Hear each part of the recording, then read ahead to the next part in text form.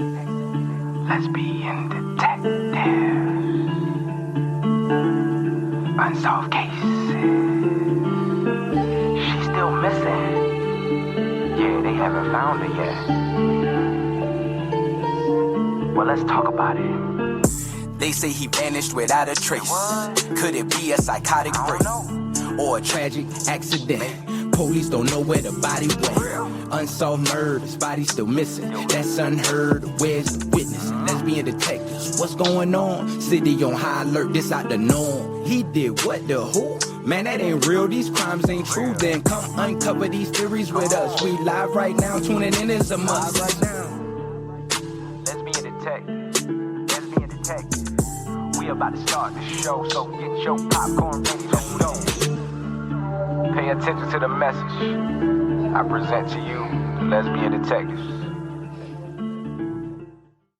This is Lesbian Detectives. I'm Sierra. And I'm Elizabeth. And we are here talking about missing and unsolved murders. We are discussing cases that you have forgotten about or never even heard of. So sit back, relax, and let's start this podcast.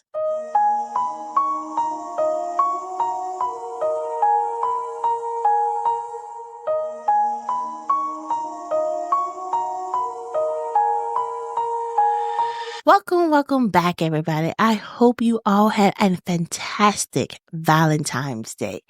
I had a good one. I took my daughter out, as I said. We went to her favorite soft playground and went to get something to eat, and we both got our nails on. It was an experience. I love seeing her try new things. We're going to celebrate ours next week, actually. Some stuff kind of fell down the pipeline, but nonetheless, we're going to make it up. Yeah, it was just like life hit us left and right. Everything that could go wrong went wrong. And I was very disappointed we couldn't go to the restaurant, but we redid it and went to another restaurant that I really want to go to. This case right here, it kind of hits home for me. Somebody actually asked me to do this case, and it's crazy that we're both from the same hometown. So she's from Mississippi, and I'm like not originally from Mississippi. I moved to Mississippi when I was like a little older in life. Mm-hmm. But we actually, me, and the victim went to the same college. Wow. In different time periods. That was the craziest thing. Like, I'm like, world, like people always say that the world is so small until like it happens. You be like, that's crazy that we all three of us went at different times in life. Right. Like I was the last one because I was like the baby. So like each one of them like went in different times, and as one graduated, another one came.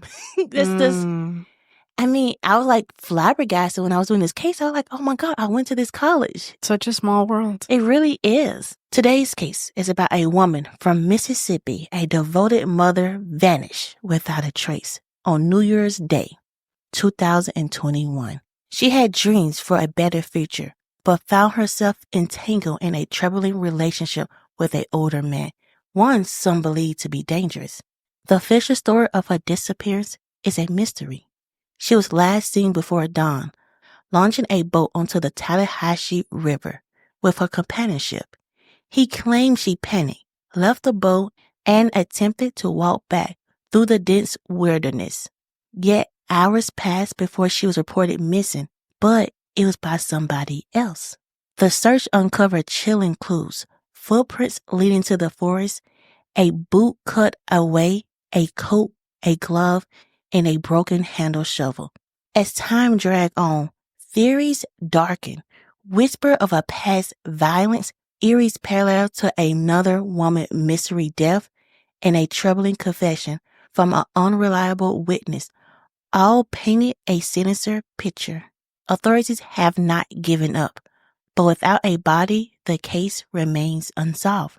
The river holds its secrets, and someone out there knows the truth. The question remains, will it ever come to light? This is the case of Jessica Stacks. Jessica Nicole Stacks was born on June 11, 1992 in Mississippi. A devoted mother of three, she was living in New Albany when she vanished without a trace. Despite her hardship, she held on to hope, graduating from Etowah Community College and maintaining close relationship with her family. But somewhere along the way, her life became entangled with 45-year-old Jerry Wayne Baggett, a relationship clouded by commotion and some whispers of violence. The story of Jessica's disappearance on January 1st, 2021 is laced with inconsistencies, the kind that make the hairs on the back of your neck stand up. The official narrative spun by Jerry seemed to riddle with holes. He claimed that they set off on a flat-bottomed John boat on the Tallahatchie River before dawn, launching from County Road 46 just before 5:30 a.m. Security footage confirmed his truck towing a boat at a nearby gas station. But what was the real purpose that morning? Jerry said they intended to hunt for a wild hogs or a stranded deer in the flooded river bottom, floating 3.5 miles downriver to the Rocky Ford Bridge. Oddly, he held onto his phone while Jessica has been left with a friend. A curious choice for a woman supposedly trekking through the wilderness before sunrise. The river was swollen, its current restless. At some point, Jessica reportedly panicked and insisted on leaving the boat 2 miles downstream. She stepped onto the riverbank, intending to walk back to County Road 46. Yet the boat was later discovered beached on the opposite bank, a half-mile away from the downstream. Jerry said he called for a ride and left. Jessica wasn't reported missing until 10:15 p.m. Wow. Over 12 hours later, and it wasn't Jerry who made the call. Deputies searched that night, but was forced to stop at 2 a.m. due to treacherous conditions. By daylight, they resumed with drones, divers, and search party combing the area. Footprints were found leading to Holly Spring National Forest, only to vanish in a flooded field. Scattered nearby were eerie remnants. The top of a woman's boot, cut away, a coat, a glove, and a broken handle shovel. As the river receded, the search intensified. Cadaver dogs were deployed. Excavated efforts were conducted, yet nothing was found. Jessica's mother never believed that her daughter willingly set foot in that boat. Fishing, maybe, but hunting wild hogs in the pitch black dark, not a chance. Right. She only weighed 105 pounds soaking wet, Patricia said. It was pitch black. No street lights. She wouldn't go hog hunting. She would have gone fishing. Jessica's purse was still on the boat. If she truly had left on foot, why would she abandon it? And then there was her phone, left with a man named Willie. When her mother dialed Jessica's number that morning, a strange man answered. "She's not here," he said, and hung up. Wow. Excuse me for calling my daughter's phone. Right. And why would you say, she's not here, then hang up my daughter's phone? I'd be like, where is she? Why do you have her phone? What the heck? I'm the one with the questions. Right. That evening, Jerry's daughter called Patricia with a chilling message. "Don't worry about Jessica." This was hours before she even reported her missing. How would she know? Right. So her mom probably didn't even know she was really missing yet. She was the last person to know. Seems like it. Patricia had feared Jerry, a man nearly her own age who latched onto her much younger daughter. Jessica had appeared at her mother's door more than once, bruised, battered, her eyes swollen shut, patches of her hair missing. There were stories of him abandoning her in the heat, leaving her stranded without any water. Wow. Yet, after Jessica's disappearance, Jerry never called her mother, never searched, and never explained. He never called. Not once, Patricia said. His daughter brought me Jessica clothes. Jerry's previous girlfriend, Stephanie Killow, also had a mysterious death. On September the 10th, 2018, Stephanie Killow ran from a house naked, screaming for help, laying on the horn of a car in desperation. Neighbors heard her cries, but were too afraid to intervene. By the time the authorities arrived, she was dead. The cause? An overdose? They said. But those who knew Stephanie questioned the story. No visible wounds, yet her death was ruled suspicious. Had history repeated itself? Then came Barbie Floyd's account, a story as haunting as it was uncertain. They killed her on her back porch and put her in the lake across the street, Floyd alleged. According to her, Jessica, Jerry, and Billy Rogers had been at her house the night before. In the early morning hours of January the 1st, Billy Jack ran back inside, frantic and blurred. That didn't mean you had to kill her. Later, Floyd noticed her father's shovels were gone. Blood stained the porch, she told detectives. But she was deep in her addiction then. Her credibility shattered before she could even speak. 3 weeks later, she checked into rehab. She'd been sober ever since, and though she had no proof, she clings to one hope, that Jessica is found. Law enforcement hasn't closed the case. They scrutinized every piece of evidence, met with the district's attorney, even subjected Jerry to a polygraph, though the results remained undisclosed. But without a body, without undeniable proof, the truth remains buried. For Jessica's family, the agony lingers. Theories swirled. She was buried in the woods, fed to the wild hogs, hidden in a well? The answers remain submerged in the shadows of the Tallahatchie River. Jessica Stacks did not simply vanish. Someone knows what happened to her that night. The only question is, will the truth ever surface? Before we end this case, let's sit back and remember the woman that went missing. Jessica was more than just a missing person. She was a mother, a daughter, a woman full of dreams and resilience. Born in Mississippi, she faced struggles, but never stopped hoping for a better future. She graduated from college, stayed close with her family, and loved her children fiercely. But despite her determination, her life became entangled in a troubled relationship that will ultimately lead to her mysterious disappearance. On New Year's Day, 2021, she was last seen on the Tallahatchie River, under circumstances that never made sense. The official story, told by the man she was with, was full of contradictions. He claimed that she left the boat to walk back through the dense wilderness, but her personal belongings were later found abandoned. Search efforts uncovered eerie clues, footprints that vanished, a torn boot, a coat, and a broken handle shovel, but no sign of her. Jessica's mother never believed she willingly went on that boat. She wasn't reckless. She wasn't the kind of person to wander off in the darkness. And the man who was with her? He never called, never searched, never seemed to care. As time passed by, more disturbing details emerged. Another woman connected to him had died under suspicious circumstances years before. Then, a chilling confession surfaced from someone battling addiction. A claim that Jessica never even made it to the river. But without concrete proof, the truth remains just out of reach.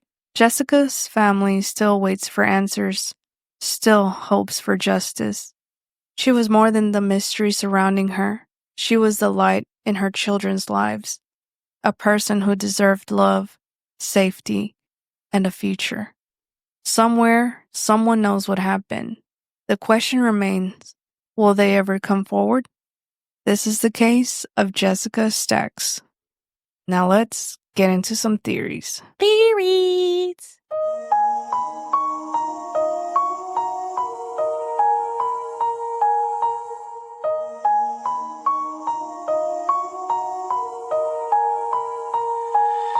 You or me? I'll go. Oh, wow, guys. That's the first time she has really gone first. I have to throw you into a loop every now and again.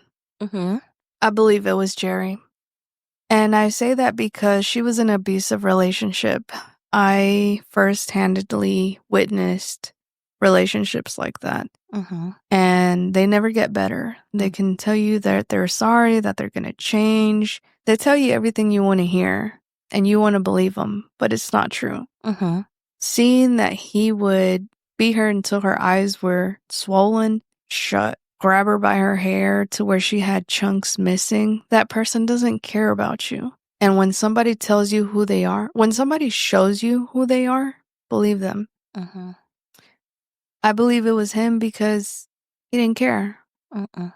That's the type of person he was. And then his ex, something similar happened, and she died of a suspicious overdose. Mm-hmm. It's just a couple of things that I didn't put in this story that I wanted to discuss in theories. Mm-hmm. The girl who told me the story, well, the town they was in, she told me that Jerry got a lot of pull. His family has a lot of pull. He does a lot of things that he gets away with it because of who his family is and what kind of pull they have. They have power. They have power. And one thing I say about power and people who have money and they think they can control the world and do this or that with it, you may have that power now, sweetheart. But when it crashes, everything around you going to go down. You're like, oh, I'm powerful. I got this. I got this.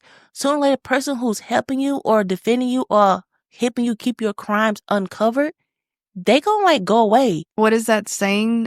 Everything in the dark comes to light. That's true. Jessica was on drugs. He did put her on drugs. And that's one thing about people like him. He put her on something that's so addictive that she can't even focus. You know, the person who saw the murder take place, the police didn't believe him because they was on this. Even when they got off of it, they still said, yes, I saw what happened. And that's so sad that they really didn't look into that situation. Like, oh, that's like, this person's on drugs. We should not believe them. Right. The person's not a credible witness because they were on drugs at the time. Mm-hmm. But it seemed like everybody was in that group was on it. Like, it seemed like they always on that type of lifestyle. Right. And it's like her mom, like a mother knows her child. Well, her mom said, like, my daughter wouldn't go hunting like that at that dark of a night. Fishing, yes, but she knew the story was fishy. And as a mother, I'm sitting back and I'm putting myself in her shoes. My daughter's getting beat. My daughter's on drugs because of this man. My daughter's life is going downhill because of this man. It's a statement that she said that stayed with me. She said, my daughter was a good girl. The drugs messed her up, but she was a good girl. And I bet the mom was trying to help her, but when you become an addict, it's very hard. Mm-hmm. And then especially because he used that to manipulate her. Mm-hmm. How he beat her, he's weak to me. Because somebody like that, if a real man step on him, even a real woman, because like her, he like manipulated her, he made her feel less than. But a woman that's, I'm going to say an alpha woman, him and her can't go. Because she's going to show him like, you're not going to put your hands on me. You're not going to treat me this way. You're not. And first of all, Jessica was 28 when she went missing. Mm-hmm. He was 45. Wow. I'm not saying that, okay, people are like, oh, see her age gaps, like blah, blah, blah, blah, blah. Some people do believe in age gaps. I'm not the type of person do believe in age gap because people are like, oh, number is not a thing. To me, if you was already alive, graduated from high school or even college, and I was just being born, we can't be together. If you close to, first of all, think about it. He was close to her mom age. I cannot date somebody that's close to my mom age. I said I would go up to 10 years at the most, but close to my mom. Me and my mom was like 24 years apart. That is cringe.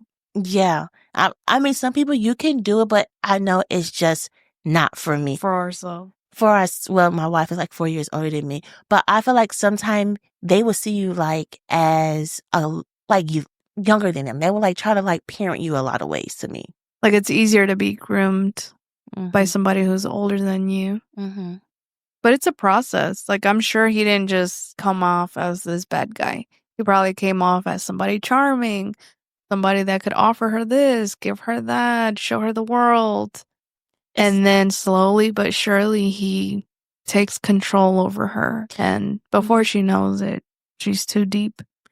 You're never too deep. Like you can, to me, I know some women or even men, and I think men, it's so hard for them to even come out and say they are in an abusive relationship. This girl, she posts on TikTok that her father was the person in an abusive relationship. Like her mom was beating her dad constantly, but he always smiled and made it through for his kids. Mm-hmm. I feel like sometimes if you are in an abusive relationship and you see the signs early, leave. Don't be like, oh, I invested this much time. No, forget time. You can get your time back. One thing you can't get back is your life. It really depends who you surround yourself with, though, because the person that I knew that was in an abusive relationship, she always got told, like, the man is right. Mm-hmm. And who's going to want you with all those kids? What are you going to do? You know, like no man's going to, like her self-worth was not there because of the type of person he was and what she believed. And so she always thought it was better to just stick around and do it for the kids. And honestly, like that's something that I want to teach our daughter is this is how a man or a woman, whoever she wants to be with, should treat you. And you don't deserve anything less than this. But there's like a person I know too that she was having issues. A little boy was like kind of pushing her around and stuff. And she talked to me. And what did you say? I told her, I was like, hit him back. She was like, what's here?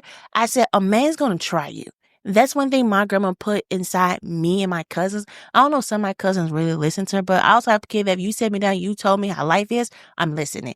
I told her, I said, hit him back. And they are in high school. He kept hitting her. And I'm like, hit him back. And she said, why? I said, when you hit him back and you hit him back with all your might. I mean, you ball that fist, and I told her how to ball her fist up and hit and everything. I don't play that. Like, she's very important to me, guys. And she was in high school. I'm like, no, we're not doing that in high school. Right. And she did. And guess what? He didn't hit her back. He didn't mess with her. He knew that, like, hey, she's not that weak. And he's got the wrong one. And it's like this, like a lot of guys will show you they red flags. They will wave that red flag in the air, like, look at it. And I have said this on a podcast before. My grandma taught me and my cousins, if a man hit you as a play fight, we don't play fight. If he hit you as a play fight, I'm playing with you. You hit him back with everything you got to tell him, not the one. I'm not the one. But the important thing is any person should stand up for themselves. And if something's not acceptable, they need to speak. We know about Jessica and we also know about Stephanie. Stephanie, first of all, let's talk about this. When I read her thing, it's not a lot about her because, you know, the police said that she OD'd. So, you know, it's not a lot of information about that. I didn't even know about it. I don't want to put the girl information too much out there, the person who came and told me to tell this story. But she knew a family friend of Stephanie. And she said that if you've listened to the case, she ran out naked.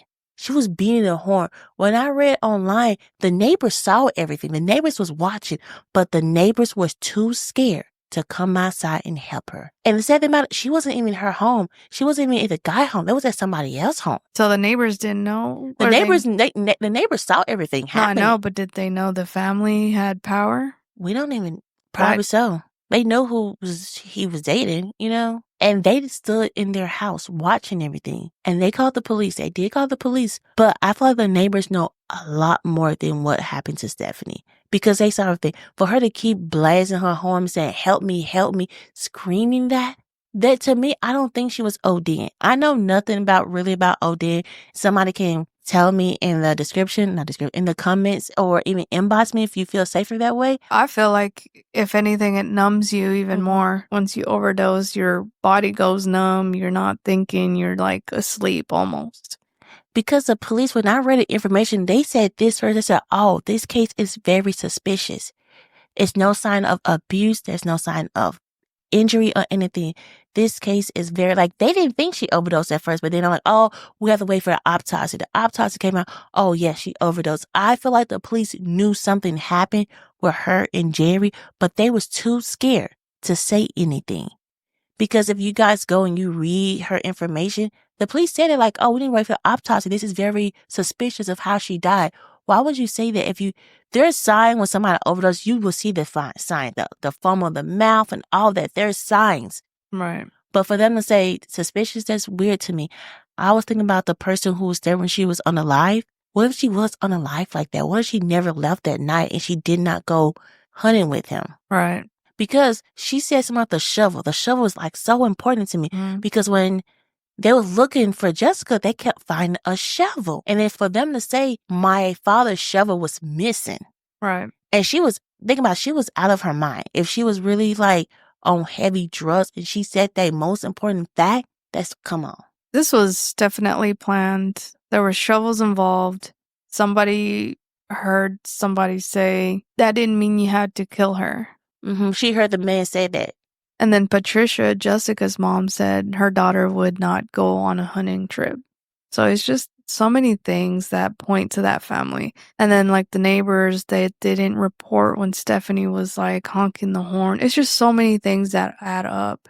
And the police, like how you mentioned, he has power. The police, like, they said that it was a suspicious murder and then ruled it out on an overdose. It's this quote I read. This lady said one day, and she said, you can help the bad guy out, the person who has the most power out. But when they fail, you fall in with them. Your name and everything that you done to build your career is gone in a flash. Right. Because you chose to take the money to hide their secrets. That's one thing that I will always remember. Like, I'm not going to lie for anybody. Oh, another thing. If you see something, speak up. Especially if it's somebody's life that is in danger. Think about it. If a neighbor just came out and put her in their house and help her, we wouldn't maybe talk about her in this case. Every action have a reaction. If a neighbor came outside and helped Stephanie, and Stephanie told her story, got herself together and say, hey, this man's doing this, because it seemed like she was running from him. She wanted to be safe. And she said that a neighbor got her, Jerry could be in jail right now. Jessica could be still alive. Both women could be alive. But this man is still going on living his life. He didn't call the mama. He didn't have the guts to take the clothes to the mother house. He made his daughter do it. And it's like another thing, like the daughter, what is she seeing? For her to call and tell the mother that, like, right? Why would you call her? She didn't even know her daughter's missing. Let's talk about it. Didn't even know. And then he waited 12 hours to say anything. He didn't even report her missing. I pray for Jessica family that they really get the answers that they need. This is our case, guys. This was a case suggestion. So please let me know if you want a case suggestion that you want us to talk about and tell our theories on. We are on all major podcast platforms. We are on YouTube. We are on social medias. Don't forget, I do True Crime 1 minute every day. Check us out. Check us out. This is Lesbian Detectives. I'm Sierra. And I'm Elizabeth. Don't forget, everybody's a suspect Until proven innocent. Bye. Lesbian Detectives. Unsolved cases. She's still missing. Yeah, they haven't found her yet. Well, let's talk about it. They say he vanished without a trace. Could it be a psychotic break or a tragic accident? Police don't know where the body went. Unsolved murders, body still missing. That's unheard. Where's the witness? Lesbian detectives, what's going on? City on high alert, this out the norm. He did what, the who? Man, that ain't real, these crimes ain't true. Then come uncover these theories with us. We live right now, tuning in is a must. Lesbian detectives. Lesbian detectives. We about to start the show, so get your popcorn ready to go. Pay attention to the message I present to you, the Lesbian Detectives.